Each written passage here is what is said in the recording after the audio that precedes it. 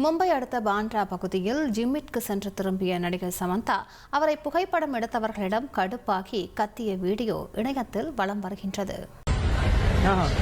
Good morning, Samantha madam. Stop it, guys.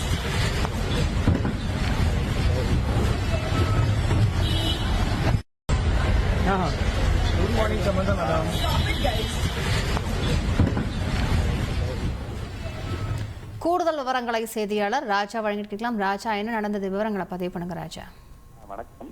Tamil Telugu சினிமாவில் முன்னணி நடிகையாக வலம் வரும் சமந்தா தற்போது தயாரிப்பாளர்களும் களமிறங்குகிறார். மேலும் ஹிந்தி பல படங்களிலும் கமிட் ஆகி ஹிந்தி வெப் தொடரிலும் நடித்து வருவதால் மும்பையில் சமந்தா குடியேறிக்கிறார். அங்கே ஒரு உடற்பயிற்சி இடத்தில் அடிக்கடி சமந்தா செல்வதும் வீடியோக்கள் இணையத்தில் வைரலாகி வருகிறது.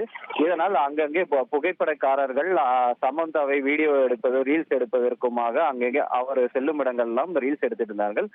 இன்றைய தினம் அதே போல் அவர் உடற்பயிற்சி முடித்து வெளியே செல்லும் போது அவருடைய கார் வாகனம் வரவில்லை.